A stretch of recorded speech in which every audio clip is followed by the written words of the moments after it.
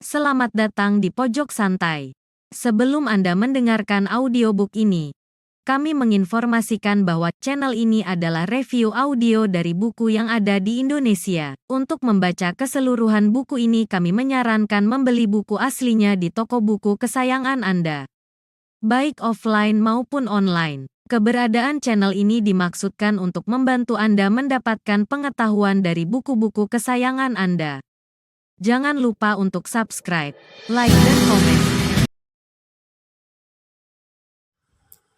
Selamat datang di Pojok Santai, channel khusus yang membahas komik dan novel dengan cara asyik. Dalam melanjutkan perjalanannya ke Denpasar, Nyoman Dwipa diikuti seseorang. Siapakah orang tersebut? Yuk langsung saja disimak video berikut ini.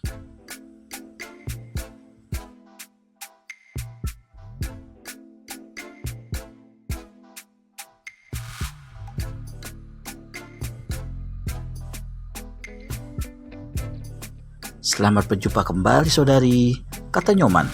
Lubayang Sarti terkejut.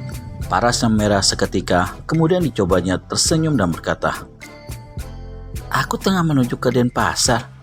Tak diduga bertemu denganmu di sini." Nyoman berpikir, apakah ucapan gadis itu bukan kedustaan belaka? Aku sendiri juga tengah menuju ke sana, kata Nyoman. Betul. Kalau kau tak keberatan. Nyoman Dwipa sudah tahu kelanjutan kata-kata gadis itu, maka dia pun memotong. Tentu saja aku tak keberatan pergi sama-sama denganmu ke Denpasar. Namun dalam hatinya, Nyoman merasa menyesal mengeluarkan ucapan itu. Maksudnya ke Denpasar adalah untuk mencari musuh bebuyutannya. Dan kini, dia ke sana bersama gadis itu, tentu akan mencari tambahan pekerjaan saja, dan salah-salah bisa cari urusan baru. Dipandanginya paras gadis itu, cantik memang, dan sungguh disayangkan kalau Dara secantik ini menjadi adik kandung kepala rampok dan ikut-ikutan pula menjadi perampok. Agaknya kau menyesal mengeluarkan ucapan tadi, tanya Lubayang Sarti. Tiba-tiba saya mengerling pada si pemuda. Nyoman tertawa lebar-lebar. Seiring dengan Dara secantikmu dalam perjalanan adalah satu hal yang menyenangkan, katanya. Apakah maksudmu pergi ke Denpasar? Hendak mengunjungi seorang sahabat lama, jawab Lubayang Sarti. Kawan atau kekasih? Tanya Nyoman pula. Para sang Dara kembali menjadi kemerah-merahan. Aku tak punya kekasih, katanya kemudian. Oh, dan kau sendiri perlu apakah ke Denpasar? Kau tinggal di situ? Ganti menanya Lubayang Sarti. Ada urusan penting, jawab Nyoman. Dia memandang ke langit lalu berkata, kita harus berangkat cepat-cepat, sebelum malam mesti sudah sampai di Denpasar. Lubayang Sarti mengangguk, lalu keduanya pun meninggalkan tempat itu. Mereka memasuki Denpasar ketika sang surya baru saja tenggelam di ufuk barat. Untuk tidak menarik perhatian orang, keduanya memasuki kota dengan jalan kaki biasa.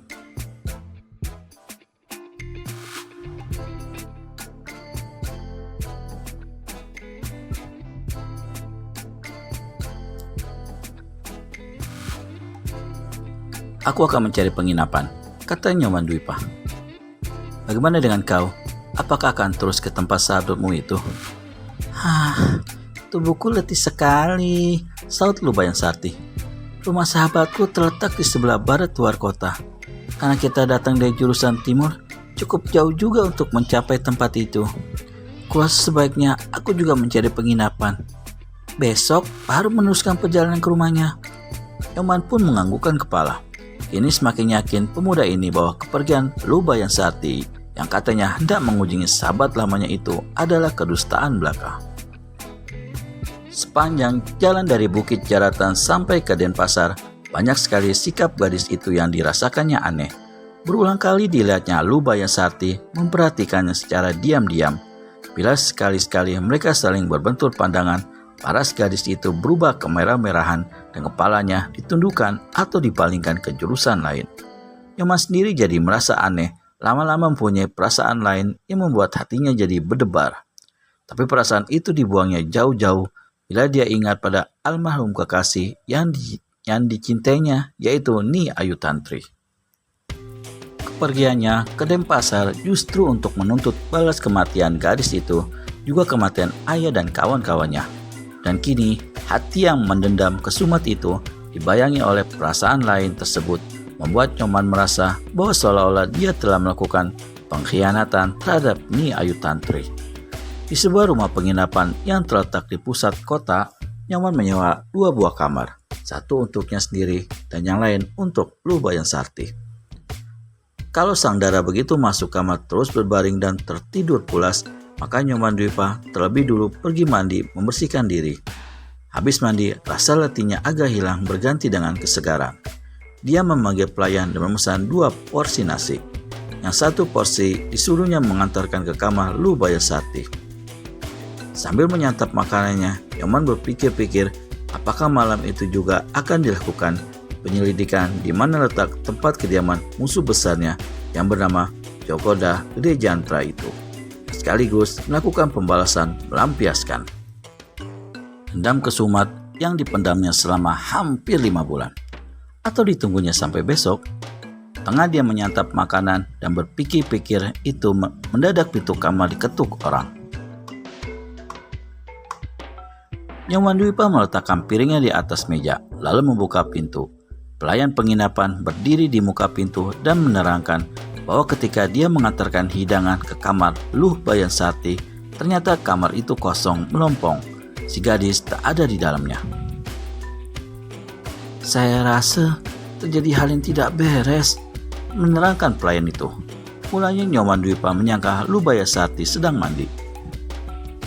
Tapi mendengar keterangan pelayan itu, dia jadi terkejut. "Hah? Bagaimana kau bisa tahu ada yang tak beres?" Jendela terpentang lebar, engselnya rusak." Tanpa menunggu lebih lama, Nyoman Dwipa segera lari ke kamar Luh Bayan Sarti. Apa yang diterangkan oleh pelayan ternyata betul. Kamar itu kosong, jendela terbuka lebar, dan sebuah engselnya rusak. Buntalan pakaian milik Luh Bayan Sarti masih tergeletak di atas pembaringan. Tak ada tanda-tanda bekas terjadinya perkelahian di kamar itu. Apakah sesungguhnya yang telah terjadi? Kemana perginya Luh Bayan Sarti? Nyoman keluar dari rumah penginapan. Di luar, hari telah malam. Udara dingin oleh hembusan angin. Gumpalan-gumpalan awan hitam menggantung di langit. Setelah melakukan penyelidikan di sekitar penginapan dan tak berhasil menemui Luh Bayan Sarti, Nyoman Dwipa kembali menemui pelayan tadi dan berpesan agar tidak menerangkan peristiwa itu kepada siapapun. Lalu Nyoman sendiri kemudian meninggalkan rumah penginapan itu untuk menyelidiki mana lenyapnya gadis itu. Dalam hati kecilnya dia mengeluh. Jika betul terjadi apa-apa dengan gadis itu, sedikit banyaknya dia harus bertanggung jawab. Ini berarti datangnya satu urusan baru, padahal urusan yang lebih penting yaitu melakukan pembalasan terhadap Djokoda Gede Jantra sampai saat itu masih belum dilaksanakan. Hampir 2 jam lamanya Nyoman Dwipa melakukan penyelidikan seluruh Denpasar, bahkan sampai ke pelosok-pelosok dan daerah luar kota. Penyelidikannya sia-sia belaka. Jangankan orangnya, jejak Luh Bayan Sarti pun tak dapat dicarinya. "Berabe kalau begini," keluh Nyoman Dwipa. Dengan putus asa dan juga mangkal, pemuda ini kembali ke penginapan. Apakah sebenarnya yang telah terjadi dengan Luh Bayan Sarti? Ketika petang itu, Nyoman dan Luh Bayan Sarti memasuki Denpasar dari jurusan barat. Seorang penunggang kuda yang tangan kanannya buntung memapasi mereka. Karena jalan yang ditempuh memang banyak dilewati orang, dan lagi pula saat itu hari sudah agak gelap, maka baik Nyoman maupun Sarti sama sekali tidak memperhatikan orang-orang yang mereka papasi, termasuk penunggang kuda tadi. Namun penunggang kuda ini bukanlah orang yang lalu lalang biasa.